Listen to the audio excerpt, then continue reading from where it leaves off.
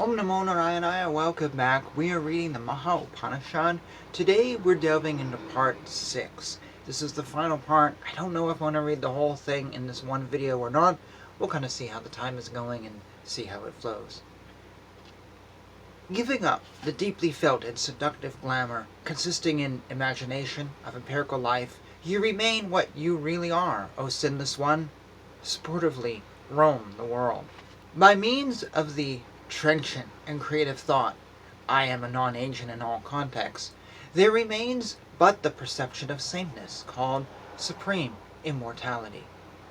In regard to all elaborations of pain due solely to one's sense of agency, there remains but sameness when one's mental constructions dwindle away. This sameness amidst all emotional moods is the status grounded in truth. Anchored in it, the mind is no more reborn. Sage, renouncing all forms of agency and non-agency and abolishing the mind, you remain what you really are. Be steadfast. Steadfast in the final stability. Give up the very tendency to renunciation. Giving up everything together with its cause, the dichotomy between spirit and mind, lightness and darkness, etc., the latent impressions and what generates them, as well as the vibrations of the vital breath, be you sky-like, with a stilled intellect. Having totally wiped out from the heart the massive rows of latent impression, one who remains free from all anxiety is the liberated, is the supreme deity. I have seen all that is worth seeing. Through delusion have I wandered in all the 10 directions of space. For the ignorant who roams through reasoning, the regions of empirical existence, the latter shrinks into the dimensions of a cow's hoof. In the body, with its ins and outs, up and down, and in the regions between here and there is the self. There is no world that is not the self through and through. There is nothing in which I am not. There is nothing which is not that through and through. What more do I want? All things are essentially being and spirit pervaded by that. All this is indeed Brahman. All this extended reality is the self. I am the one and this is another. Give up this delusion, O sinless one. The superimposed objects cannot possibly be in the eternal, extended, and undivided Brahman. There is neither sorrow, delusion, old age, nor birth. What in reality is there only that exists? Always be calm, experiencing things as they occur, and entertaining no desire whatsoever. Neither shunning nor grasping, be always calm. Flawless cognition swiftly fly to him who finds himself in his last birth, just as pure pearls lodge themselves in the best bamboo. This example has been offered to suit best those who develop dispassion. The certitude of joy of cognition results from intimate contact of the perceiver and the object. We duly meditate on that stable self, manifest in the truth of oneself, the source of the joy of cognition. Giving up the seer's perception and the object together with latent impressions, we duly meditate on the self that manifests itself first as perception. We duly meditate on the eternal self, the illumination of all lights that occupies the middle ground between the is and the is not. Discarding the Lord who reigns in the heart, those who run after some other god are in fact seeking a gem after casting away the Kaustubha already in their possession. As Indra smites mountain peaks with his thunderbolt, so should one strike with the rod of discrimination those adversaries in the form of sense organs, both active and passion. In the evil dream, seen in the night of empirical life, in this empty illusion of the body, everything experienced as the extended delusion of empirical life is impure. In childhood one is stupefied by ignorance. In youth one is vanquished by women. In that period that remains, one is worried by one's wife. What can one, the meanest of men, accomplish? Unreality hides on the top of existence. Ugliness on the top of things lovely. Pains ride on the top of pleasures. What single entity may I resort to? Even those men pass away on the closing and opening of whose eyes depends world's disasters or prosperity. Of what account are folk like my humble self? Empirical life is said to be the very limit of sufferings. When one's body has slipped into its depth, how can pleasure be won? I am awake, I am awake. Here is the wicked thief who has been pestering me, that being my mind. I shall destroy him. I have long been under assault.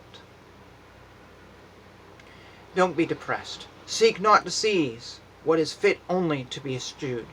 Giving up ideas of both rejection and seizure, remain rooted in what is neither to be rejected nor seized. Be wholly firm. The knower rid of things to be rejected or seized has, without latent impressions, qualities such as freedom from desire and fear, conation and action, eternity, equality, wisdom, gentleness, certitude, steadfastness, amiability, contentment, charity, and soft-spokenness. With the sharp needle of penetrating intelligence, tear up the net cast by the fisherwoman of craving in the waters of transmigratory life, a net made of cords of variegated thoughts, even as a strong wind scatters the vast net of clouds. Then abide in the vast status as a mutable Brahma. Cleaving the mind with the mind itself as one does a tree with an axe, and attaining the holy status at once. Be steadfast. Standing or moving, sleeping or walking, dwelling in a place, flying aloft or falling down, inwardly, sure that all this is but unreal, eschew all clinging. If you depend upon this objective world, you have a mind and are in bondage. If you reject the objective world, you have no mind. You are liberated. We're going to pause there. Verse 35. This bit repeats so much of what we've heard before in the Maha Upanishad. This is this should be called the Upanishad of liberation, because it's telling us to not cling to all this around us. Don't cling to this cup of coffee, even though the cup of coffee is supposedly part of Maya, and it tastes so good. It's just an illusion. Be liberated from this, and from liberation you will find true liberation. You will find that true essence of life that is eternal and immovable, and that is God. It's essentially the greatest goal I think any of us could ever desire on this plane. Outside of maybe knowing God or knowing ourselves better, it's just giving us, here's the greatest goal for your life. Is it easy? No. Is it easier said than done? Oh, absolutely. Was it easy when this book was written? No. Is it easier today? I think it's probably worse than ever. Can't go out into the wilderness and survive as a begging monk anymore if you don't live in India. And if I did away with all this around me and I lived on the street, I might be put in jail as a vagrant. I might starve to death. I'm not going to be able to just sit on the corner and meditate. I'm going to be with junkies and flunkies and druggies, and it's not good. It's not good. Well, where I live, there's a huge homeless population, and there's problems. You can't do what this book says on some level, because this world has entrapped us. It's just, I have to have a job in order to pay for the camera, in order to share this stuff with you. It's such a catch-22. I wrote to a Swami the other day, and I said, according to one of the scriptures that he was sharing in some talk, women should stay home or have more traditional roles according to Vedic teachings. And I said, if my girlfriend stayed home, we'd lose our apartment, because I would eventually run out of money paying for everything, because my income's okay, but there's only so much money, and we certainly wouldn't be able to save up to buy a house someday, and we would have to go with less. So she would sit at home and maybe be bored.